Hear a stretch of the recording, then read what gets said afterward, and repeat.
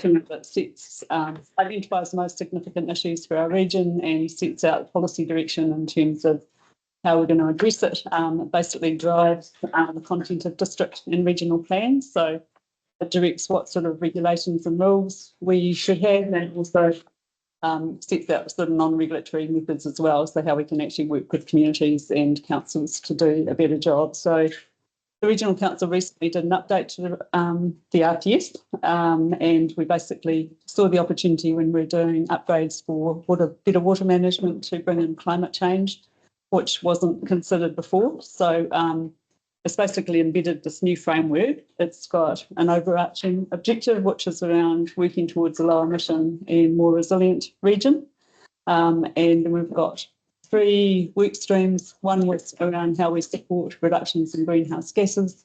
It's from both transport, agriculture, industry and waste. How do we actually work better with communities? So the work that Tom's doing in terms of having more resilient and better adaptation, so working with communities and iwi, supporting better natural hazard information, risk maps, and that will lead into things like district plans where we, so if we look at something like rules, that will set more stronger rules around making sure we don't build in stupid areas, and that's the sort of things that it can drive.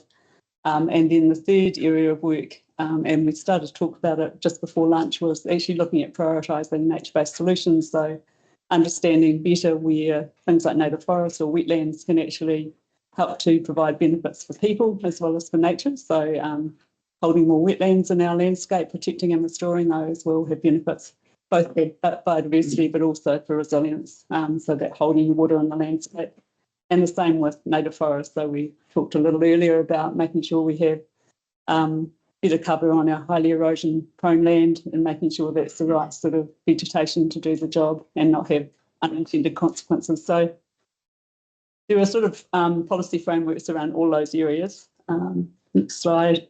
I'm just going to quickly run through a couple of areas. So one area of opportunity the council saw was how do we actually work better with communities, so actually supporting the sort of work that Tash will talk about in a minute. So we have a whole lot of people on the ground actually already working with landowners. So how can we actually provide better information that will support a shift, both lower emission, climate resilient agriculture? And we talked with people before we developed the plan about what sort of information that Greater Wellington holds or could help to consolidate to actually work better with communities and support the sort of shifts that we want to see.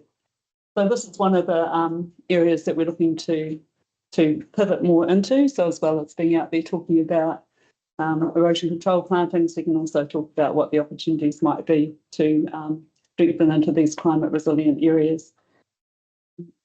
Next slide. So this is again talking about nature-based solutions. So what can we do? Where are the best opportunities? What are the ecosystems that can provide the most opportunities to have win-wins, though, for people, biodiversity, sequestering carbon, reducing erosion?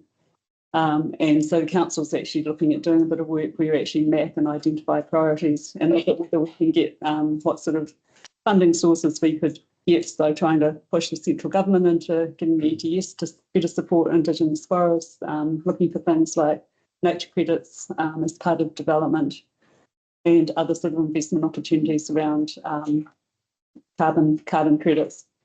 So that's a new and emerging area of work. And next slide, please. So just briefly mentioned before the comment earlier around forests, and we're getting trees in the wrong places, and whole concern about Wairarapa being seen as carbon sequestration pool for the region.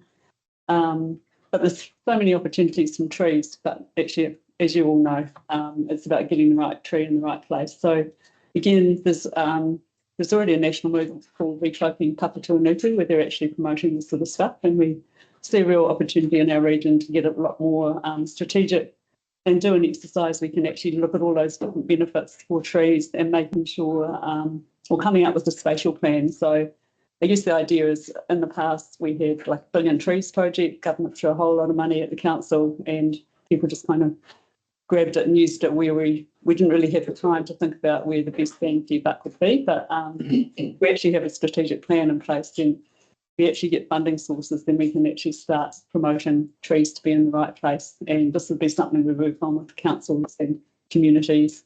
There's also a strong avoid policy in the RPS around avoiding plantation forestry on highly erodible soil. So that would be answering to that.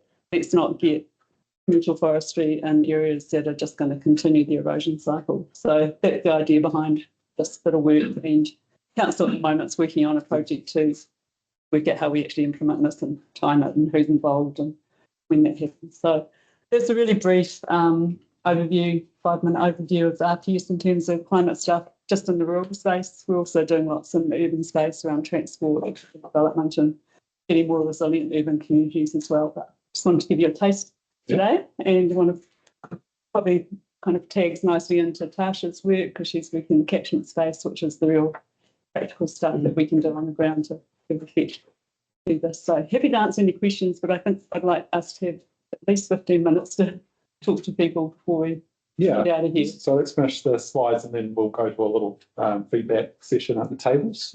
But we'll get Tasha up first. Or any questions, but happy to answer them later. Let's go to the next slide, please. That one's before. Hi everyone, I'm Tasha Stiles. I'm the catchment manager for the Wairarapa Coast, but representing Pete as well. So Pete Huggins, you might have met him. He's the catchment manager for the Mahanga. But we're part of the catchment function part of the environment group, which is in Greater Wellington Regional Council. So I'm going to talk about some of the stuff that we do that we're currently supporting rural communities in. But I suppose just a bit of background on my role as a catchment manager. We are tasked to create catchment plans for the big super catchments across the region. So we've got 5, and the 2 big ones in the Wairarapa is Wairarapa Coast and the Mahanga. And really it's about like how do we work with communities in mana whenua on a at that scale, but across a range of things. So you guys were talking before about like multiple outcomes within those areas. That's what we're focusing on as well. So all of the stuff sort of really aligns really well together because we need to be thinking about, yes, we want to sort out the water resilience issue and all the issues with water, but also how does that work with our pest control and fire risk and all of those other things. They're actually all connected. So we need to be out thinking of those things from a really large landscape scale. And we're doing that at the catchment scale, so at the whatever scale actually we need to. So we need to get better at working at a multiple scale type of thing.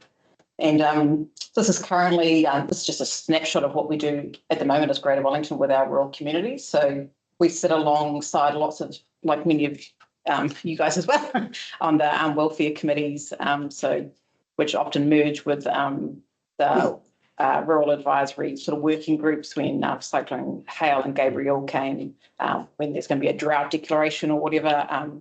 The same sort of bods across the Wairarapa get together on teams and we talk about all of those kinds of things. So we're part of that a lot as well. So I represent Greater Wellington, a lot of those things at more of an operational level, and Adrian obviously is representing us at a council level. Thank you very much.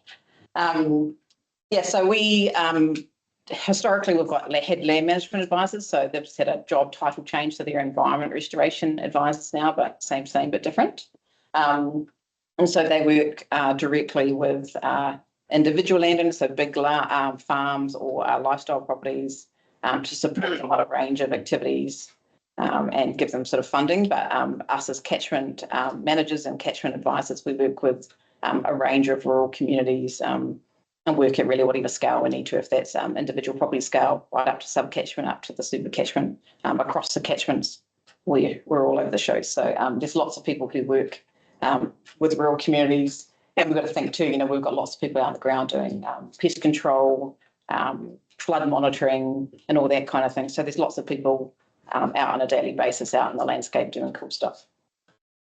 I've just taken a few snapshots off our website. So you can go to our farm plan website and that's where we help landowners with our farm plans, and there's some like free templates and stuff there, and you can have a deep dive into all the other things that Regional Council does on like rural properties. But we invest, like we mentioned before, we actually have a lot of incentive programs that you can get money for doing cool stuff. So this list here is just a rough list of what we can invest in and share that cost with you guys on. So that could be the retirement on erosion prone land, which majority of the hill country does a lot of retirement on that. So that's your pole planting, native revegetation or anything like that. And that's the fencing and the planting, the cost of the plants, us planting it for you, and some maintenance around that as well. There's lots of money for riparian fencing and planting as well. Wetland restoration. You can get dung beetles now. So if you haven't heard about dung beetle, get your dung beetles, everyone. They're quite cute. They make good pets for Christmas.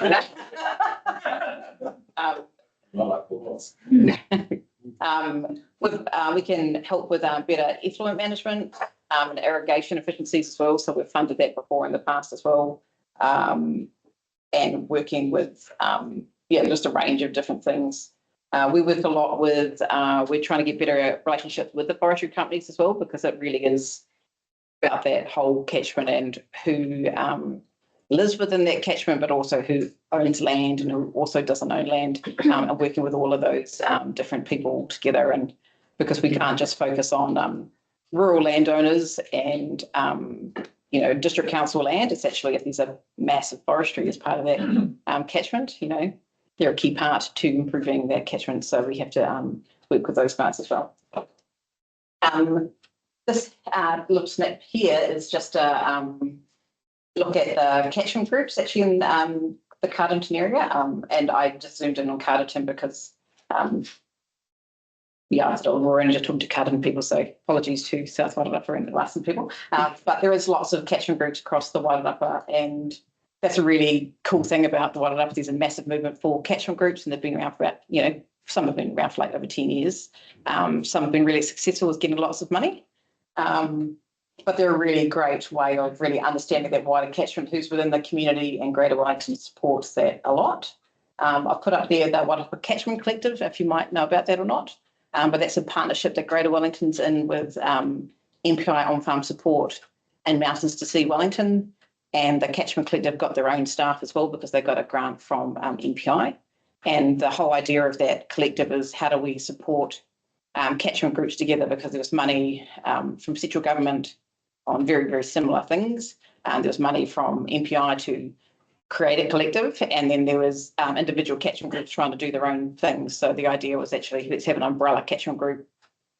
Let's align all our resources and not duplicate what central government was giving to us. So we decided, let's put it all on the table and see what's actually needed, and we can tweak those contracts with ministry to benefit the Wairarapa. So that's what that collective is all about. So the catchment collective, again, just a note for them is, at these types of scales, it's a bit more meaningful scale, Mangatari or Parkvale or the Wainoiru, that's a bit more of a meaningful scale. So you can start thinking about, what are those main issues? What kind of outcomes do those communities want for climate?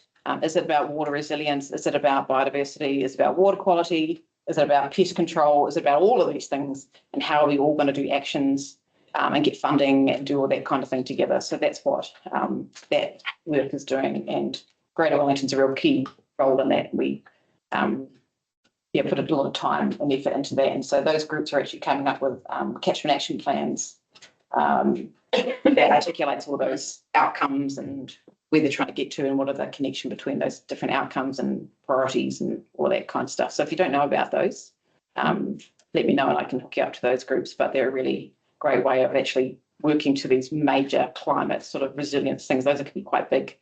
We've heard today, all the different things that we're trying to achieve is actually quite hard and we just want to crack on with doing. But this is a good way to see how do we actually do that spatially with the right people at the right time in the right places. So that's what all of that work is about.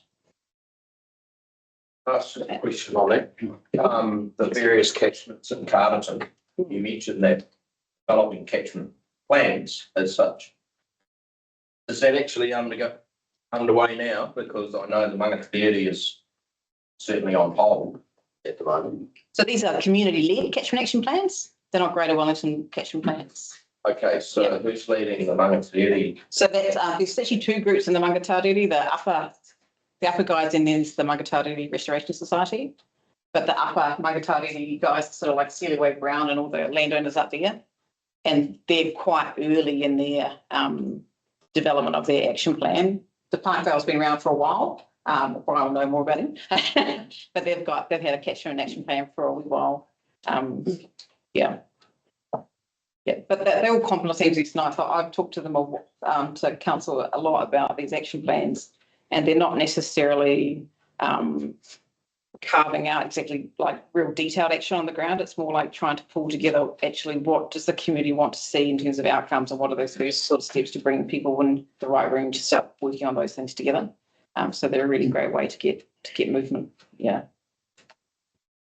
Yeah. Excellent. Thank you, Tash. Well, just I had to rush through that so you can hear. that's all right. We are getting a little bit pressed for time, but what we're planning to do now, if you've got the next one, is just have some time to talk to you and get your feedback, probably at a table level. I think we'll probably group into, say, 3 tables, and we'll put a staff member on each one. I think we've got enough for that. And I think so. And yeah, and we'll just have a chat through some of these questions. There's not a lot of time, but maybe we'll skip to number 4. How can Greater Wellington in particular, but also local councils, work alongside you to support climate action and to build resilience? So we've got, we'll grab some pens and some paper, and yeah, we'll get into that for Swing on. Yeah. No, I didn't want to.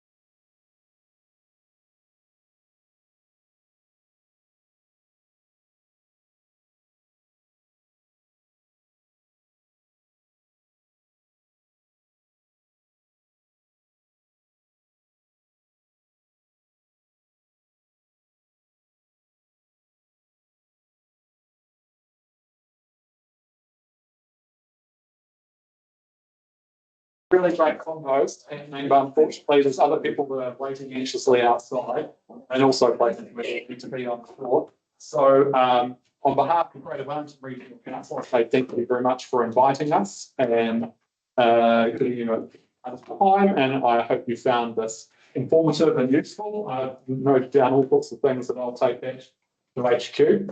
I'm sure it's happened on other tables as well. But anyway, thank you. And thanks. Thank you. Thanks, Jake, and all the executives. I know you all, but thanks very much for your input. I think everybody that has attended has obviously got something out of it, and I hopefully, with this feedback coming back to GW, we'll see some changes or some reactions. So, I think these are really worthwhile, and perhaps we should look at doing it a couple of times a year and involve the Northern Council as well. They were invited, but there's not much response. So, thanks very much. And sorry. Yeah.